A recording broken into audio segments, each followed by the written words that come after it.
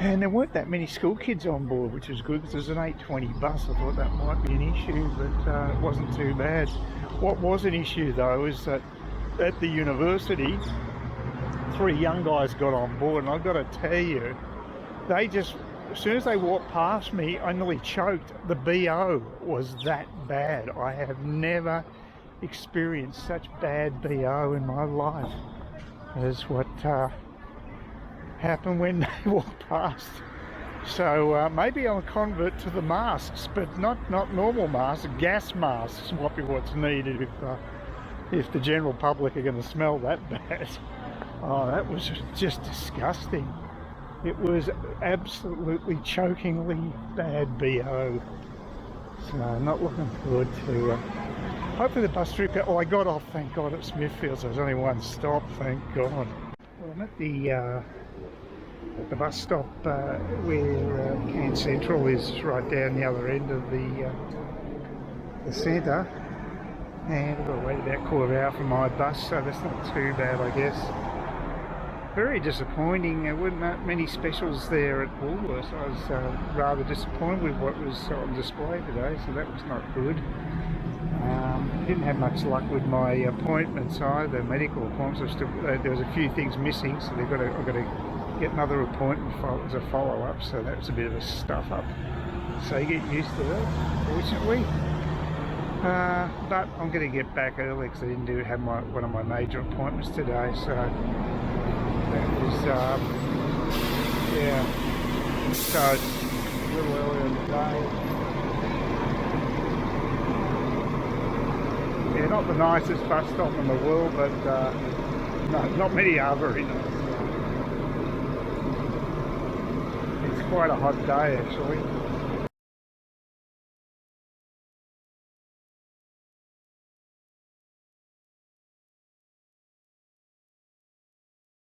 Right, it's Saturday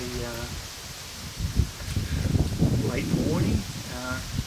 Quite a breeze has just come up, and that's quite a good thing because it's been very warm, been very humid. I felt like I've been a bit of a wimp, but apparently that's not the case. It has been particularly steamy the last few days, so the contrast between weather here and say in Melbourne is just staggering, because I know that the east coast of Australia has been buffered with some really heavy rains and stormy weather. So and in Melbourne, my cousin lives way out in the eastern suburbs, and apparently the next few days the top temperatures of between 13 and 12 degrees and drizzly, overcast. The contrast couldn't be greater. I mean, here it's sunny, extremely warm. It's probably about 30 degrees already late morning on a Saturday, and with the top temperatures we've had are around 32 degrees, but it hovers between 31 and 32 degrees, so again, huge contrast. I mean, Australia is a big country, and the east coast is a very long coastline, so yeah, a lot of things to take into account there. So yeah, I was quite surprised when they told me it was that cold this late in the year. We're talking November, but yeah, it's Melbourne. I know I've encountered wintry conditions on Boxing Day. I went to a barbecue once, and it was a top temperature of about 13 degrees, and it was blowing a gale, and it was horrible. It was just like the middle of a winter's day, and that was Boxing Day, for God's sake, the 26th of December. So that's Melbourne for you. Here is much more consistent, although it's been a bit of it has ground me down a little lately with the humidity and the heat. It can sap your energy. I do need to go on a bike ride today. I just couldn't hack doing this morning or yesterday morning. I may wait until this afternoon when it cools down a little bit and do it then. I just don't feel much like a morning person at the moment. I woke up late today, which is a little after 7, which is quite late for me, because sometimes I get up around 5:30 because the light starts going up there. A lot of people around here do that, and they take their dogs for walks, for instance. So Yeah, it's. I'm not complaining about the weather. I mean, I'd rather be here than Melbourne. I mean, it's they're both extremes, but I'd rather have this extreme of warm weather than have that miserable weather. I mean, at least, well, I don't have to wear a mask for one thing. I also, which they do in Melbourne. I went out to. Just did a bit of shopping, went out to Bunnings on Wednesday because Lynn dropped round and she was quite happy to go. She had some stuff to pick up too. So I picked up a big container of a bag, a 50-litre bag of the Osmocote potting mix, which is the best stuff I've come across personally. And I also got myself a bath mat. It actually wasn't a mat though, it was actually made out of wood. So it's like a mini pallet, which has actually got stained wood on it. So you step onto that rather than taking the bath mat down and putting it down when you're actually getting out of the bath. And I just think it looks a lot nicer. It's a bit rougher on the feet, so I'm sort of, the jury's out on it. I didn't notice it much today, but I did a previous couple of days. So I've been walking on the pebbles without thongs, and that can hack about with the feet a bit. So, and yeah, plans are going ahead with the trip, which is a few months off. I've been doing a bit of research, and I found that actually that you can get quite good bargains on some of the islands off the east coast of the Thai Peninsula. You've got Phuket on the west coast side, and on the east coast you've got Koh Samui, and the other one is Koh Nan something or other, I can't remember. I'll flash it up on screen here. But these islands are very close to one another. The other one that I mentioned, Koh Nan, is actually where they have the half moon parties, but they're once every month from what I can gather. So if you actually gauge it so you're not there at that particular time, you won't have to pay high rates for accommodation. And I don't think I'd be into a half moon party. That's definitely for someone who's like more a uni student type, that age group. That will appeal to them more than someone in my demographic. So, but I wouldn't mind checking out both of those islands. It'll be around the time of my birthday, so I definitely think I'll be going to Koh Samui, which is slightly closer than the other one, but if I do both, it'll cut down the costs and I can get to see two islands for the price of one in effect. When it comes to transport, it makes it easier. It's a 4-hour bus trip from Phuket town to get to the area where you can pick up the ferry. I think the ferry only takes an hour or two to get to the islands. It's not that far away. But yeah, Koh Samui looks quite good. There's a few bars there. Of course, they're all shut right now. But the latest from the Thai government is that they're going to open up the bars on the 16th of January, which will be way before I get there. But they do require certification from them that all the people serving have been vaccinated, and that they have certain cleanliness conditions and what have you. The Thais love their bureaucracy. I was actually hoping that the news would also include that they might scrap the second PCR test. I mean, keep calling it a PCI test. No one's picked me up on that, but it's called a PCR test to see whether you've got COVID. You've got to do one before you travel, which I'll be doing at Sydney Airport, and then you've got to do one currently when you arrive. If you arrive at Phuket, it's at the airport. If you arrive in Bangkok, you have to book a package tour with a hotel that includes the test, which is carried out at the hotel itself. So it depends where you go, what you have to do. So, but the talk is that what they might have is they might scrap the second, the PCR test, and you might just use a kit to see whether you've actually got the virus or whatever you did. There's a cheaper option that they may well introduce, but they haven't made that decision at this stage. In a couple of weeks you might get that news. I think they will do something to make it a little easier, because you're up. It's at the moment you're up for with Phuket. It costs $100 Australian to have the test done.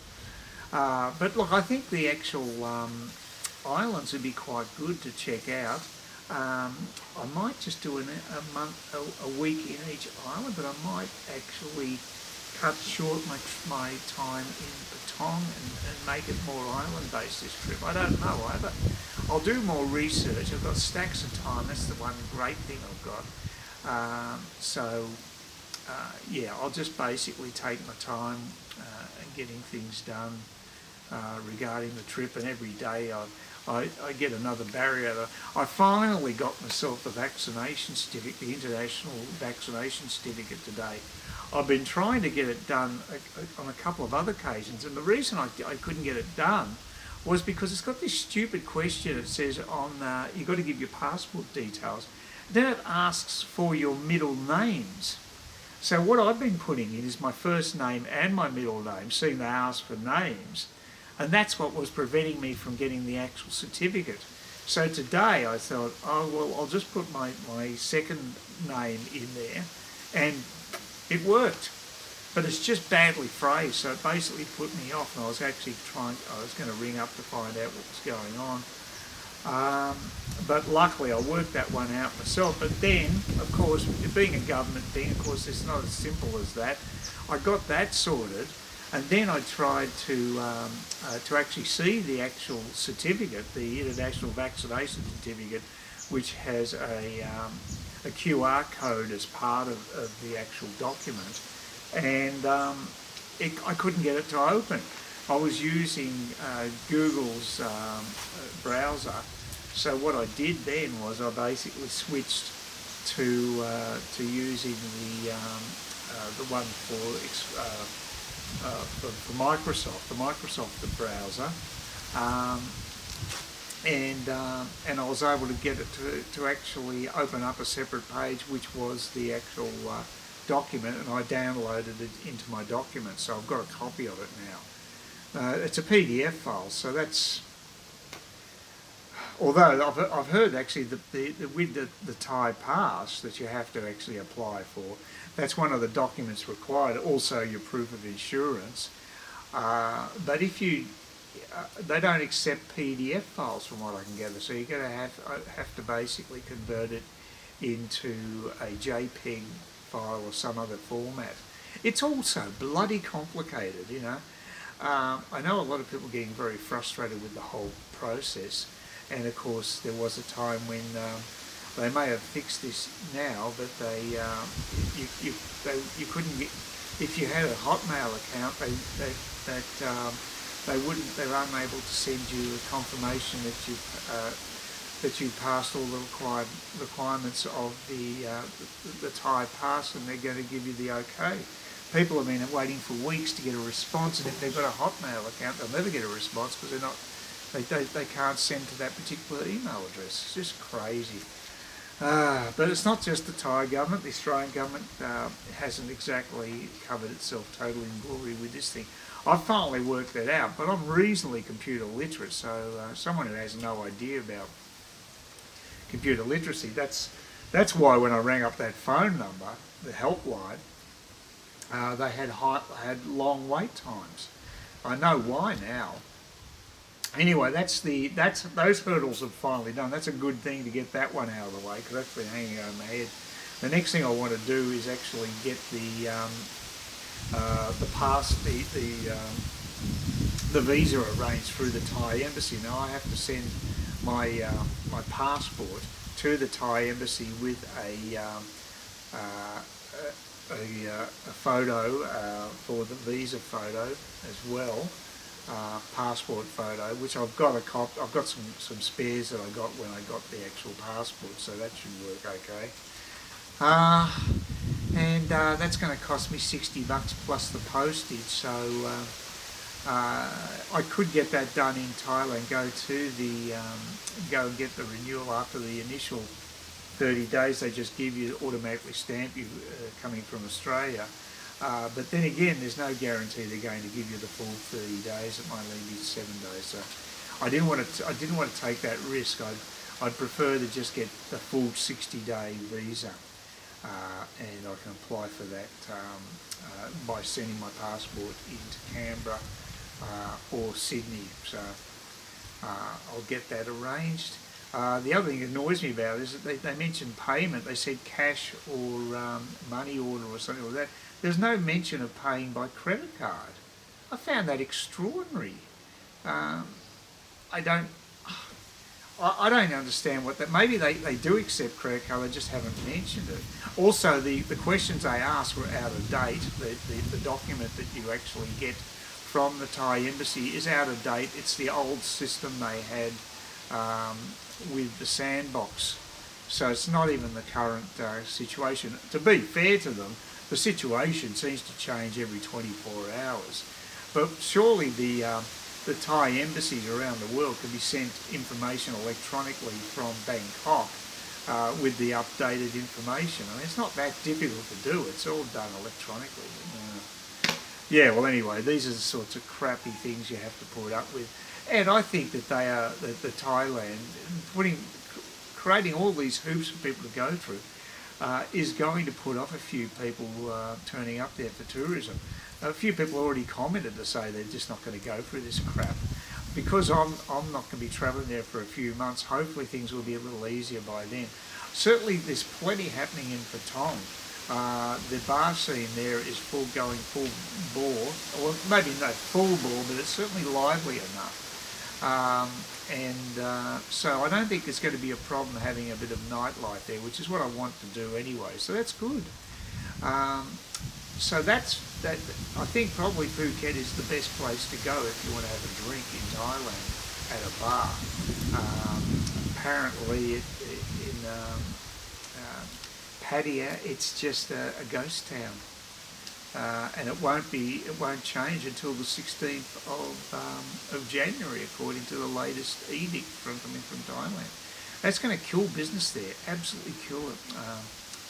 So, mind you, with the whole world economy could be down the gurgler in the next few months, the way things are going. China's in such bad shape and America's not doing that well. So who knows?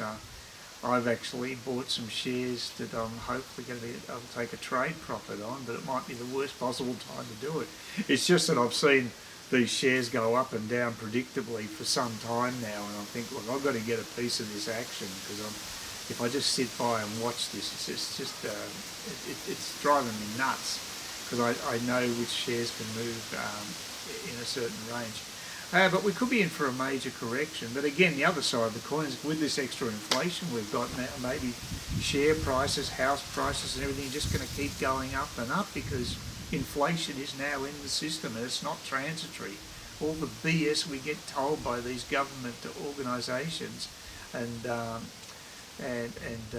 bureaucrats is just BS. The figures in Australia, the inflation figures, don't even include house prices. I mean, how absurd is that? It's just ridiculous. Of course, they do that because then they don't have to pay more if there's an indexed increase to people like pensioners, people on fixed incomes. It makes sense that the government would do that, but they're diddling people, and they know it. Anyway. So anyway, that's it. I'll say please give me a thumbs up, thumbs down. Now, you may not be able to do the old thumbs down for much longer, because Google, in its wisdom, has decided to abolish the system of dislikes on videos, which I think is ridiculous. But anyway, that's what they're doing. Yeah, you're still allowed to. You'll be able to comment and you'll be able to subscribe, but the thumbs up, thumbs down. Well, say you give thumbs up, but the thumbs down will not be an option soon, the way things are going. They're systematically going to disable that function. So I think it's a very poor thing to do. I'll be looking at alternatives to YouTube. I may check out Rumble. I've heard that I saw an interview that Dave Rubin did with the head of Rumble, who he's basically amalgamated with. And I might just see what features they've got, because they've definitely beefed up their video sharing function on their website. So I'll give them a look and see what they've got on offer, because this could be the beginning of the end for YouTube, because I think being able to show a dislike on a video is a fairly important function, and I think people will miss that. Anyway, it's just my opinion. Have a great day. Hopefully you're not freezing your tits off where you are. There's a nice breeze at the moment, and see if I've got the guts to do that 10-kilometre ride to the supermarket, because I do need to get some greens and other stuff today. Anyway, enjoy your day, and I'll stay in touch.